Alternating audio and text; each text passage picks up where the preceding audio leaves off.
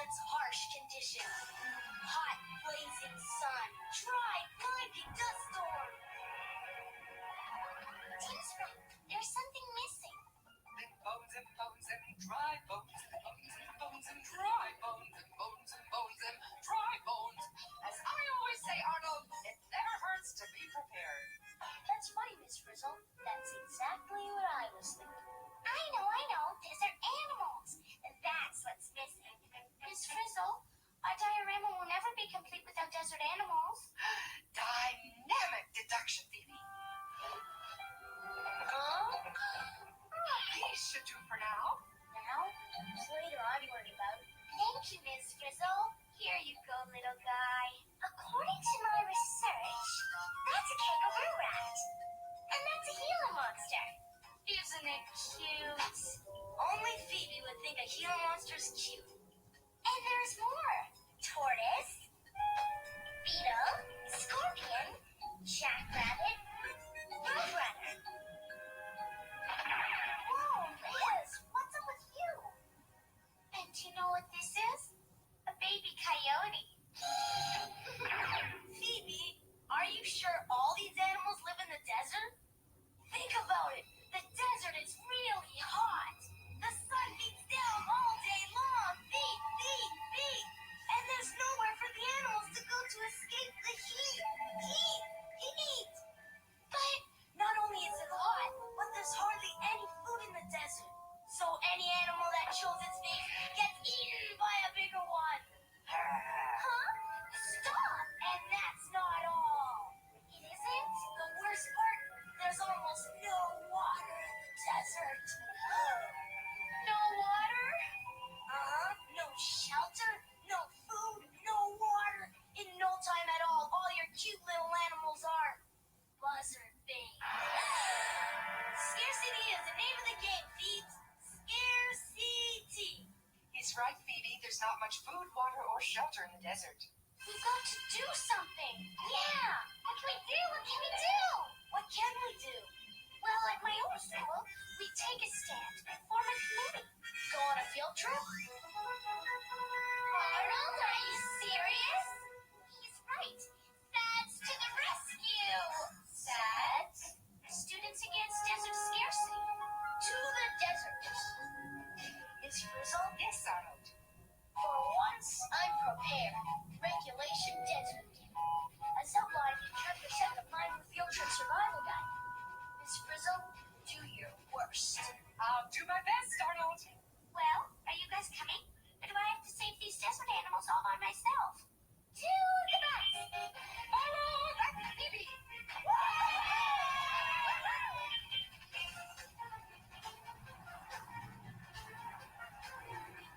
Hey, Arnold. So what do you have in that knapsack anyway? Oh, a little sunblock, snakebite kit, and some mallow blasters. What? No football? Carlos, we are not going to the desert to have fun.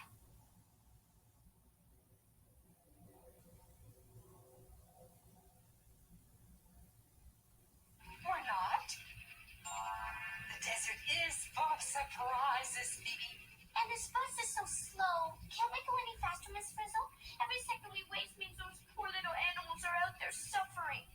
Well, that's one way of looking at it, Phoebe. Okay, boss, do your stuff.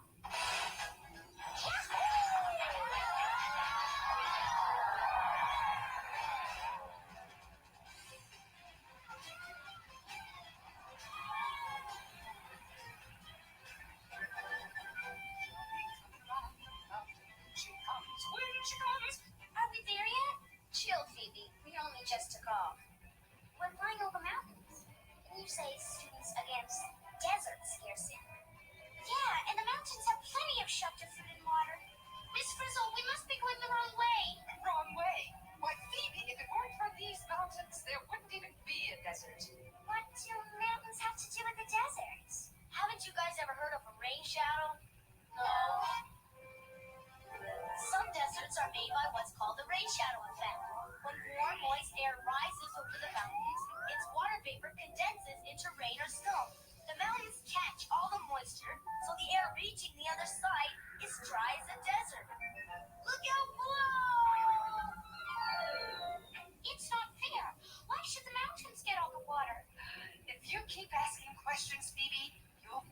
answer. Oh, but there's the perfect parking spot. Hold on tight.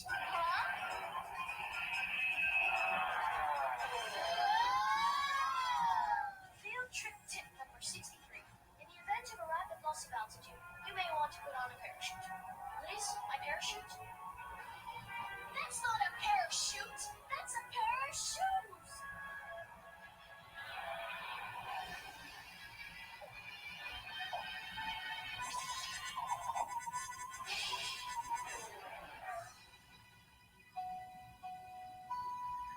Look at this place. Phew. The thermal probe reads 107 degrees Fahrenheit. That's hot. How can anything live here? Is it just me? Or does this look like the final field trip? Come along, class. We're here to experience the desert. Take chances. Make mistakes. Get dusty. Field trip tip number 87. Not to problem. Come on, you guys. Students against desert scarcity. Remember? We've got work to do. Desert scarcity? What about dessert scarcity? I'm hungry. Hey, Arnold, what are those maloblasters? I'm afraid they've melted. How can you even think about eating when all those poor little animals are suffering from hunger? The only poor little animals I see are us. There's one. Why, that's a collared lizard. And that's a funny-looking bird. That t-shirt is a fine example of a hungry roadrunner chasing a delicious lizard to eat. Come on, we have to protect that lizard. At my old school, lizards never ran on their hind legs. Quick, everyone, back in the bus. Phoebe, what are we doing? How would you like to be a lizard being chased by a hungry roadrunner? Ooh, a situation worth exploration. Wow, cool. We're a Gila monster. As I always say, when the going gets hungry, the hungry get going. Bad. And getting worse. It's gaining on us. I hate field trips for weekending.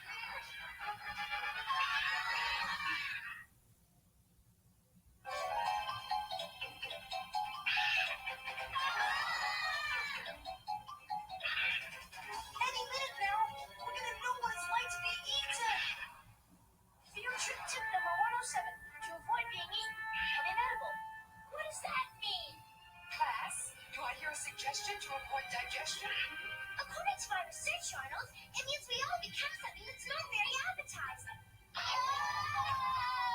On the button, DA. One inedible horned lizard coming up.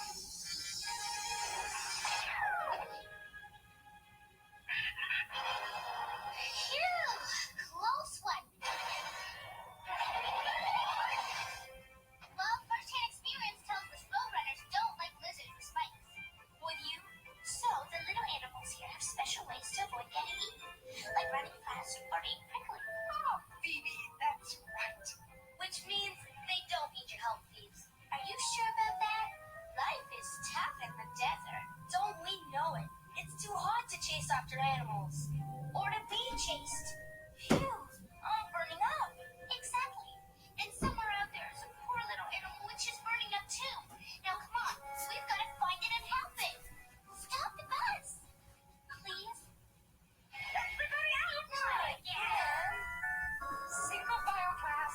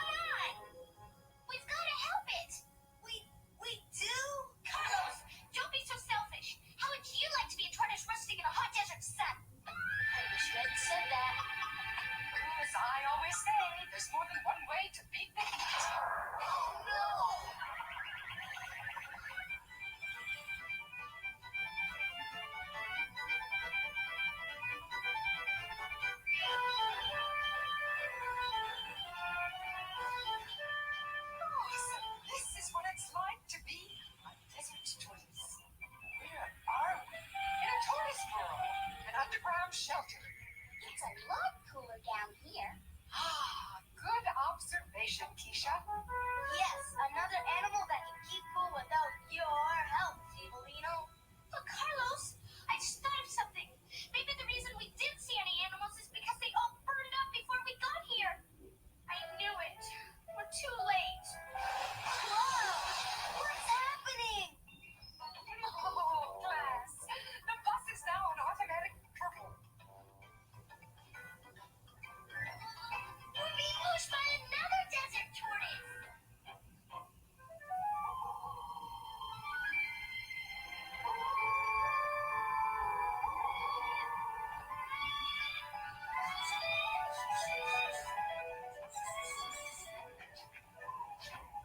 Are we still in the desert? Wow, what happened? The sun went down and the desert has totally changed. Oh, Carlos, look. How sweet. 11, 12, 13, 14. Hey, we weren't too late. The reason we didn't see any animals is because they were just waiting for the sun to go down. 50 degrees Fahrenheit. You don't have any sweaters in that knapsack, do you, Arnold? Once the sun goes down, the air cools off. Field trip tip number 257. To beat the heat, do like most desert animals. Come out only at night. There you have it, Phoebe. Another way desert animals help themselves. It's okay, Phoebe. There's nothing wrong with being wrong. As I always say, make mistakes, make mistakes, make mistakes. It's the best way to learn something. But let's face it, Students Against Desert Scarcity is a bust. Okay, Carlos, okay.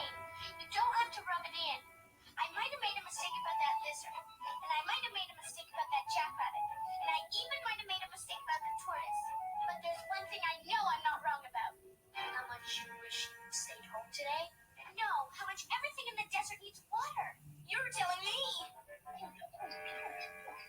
Thanks, Rosie. Phoebe! Well, if no one's going to help me give water to all these poor little animals, I'll just do it myself. Phoebe, where are you going? I said I was going to give these poor animals water, and I'm going to. Phoebe, I know this may sound crazy, but hear me out. Okay, Carlos, I'm listening. These animals didn't need your protection from being eaten or from burning up in the sun, right? Right. They can cope, right? Right. Well, maybe they don't need your water either. Carlos, how can you say that? You know there's no water in the desert. You said so yourself. Rain shadow, remember? But look at them. They couldn't live without water, and they are definitely alive. They must get it somehow. Okay then, if you're so smart, tell me how. Come on, Carlos. Take chances. Get messy. Make mistakes. I don't know. Exactly. Maybe people like me come out here and give these animals water. Maybe people like me keep these animals alive. Hey, at least save the water for the animals. What are you talking about? Didn't you just splash me? Is that rain?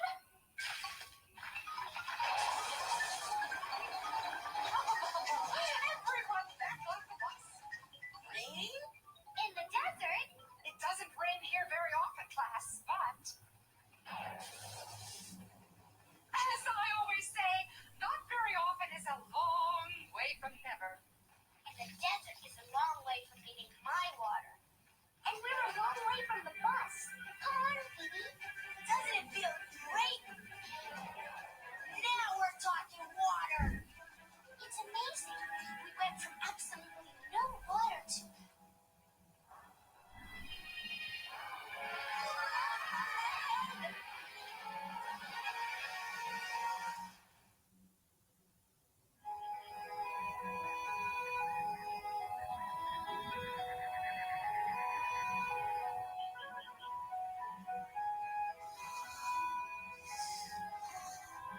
Good morning, class. Everything's right as rain. Huh? Where are we? What happened to the deserts? Is this a dream? No, Phoebe. It's the desert after a rainstorm. Everything's changed. There's so much activity. What happened to all the scarcity? Look at all the plants and animals. Oh, desert life. Never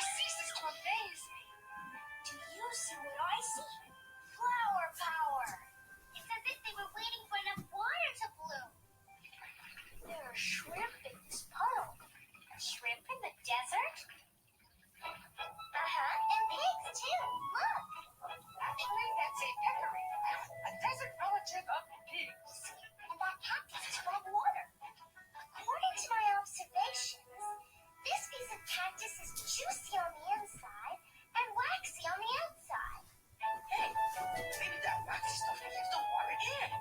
As I always say, when it pours, the desert stores. You know, Phoebe, you were right.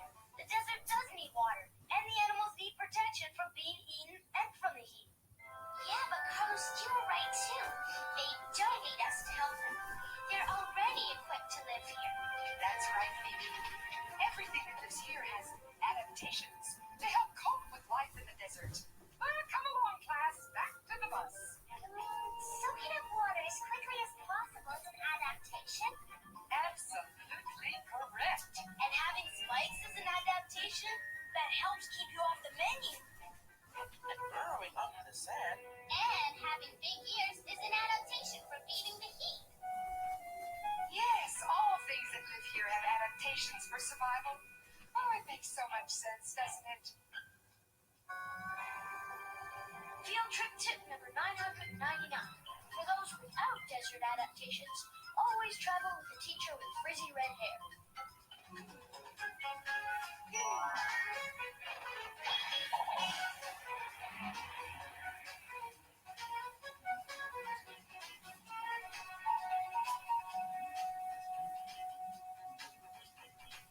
Well, I have to say, except for the part where we almost got eaten, and the part where we almost burned up in the sun, and the part where we almost drowned in a flood, my field trip manual was really helpful.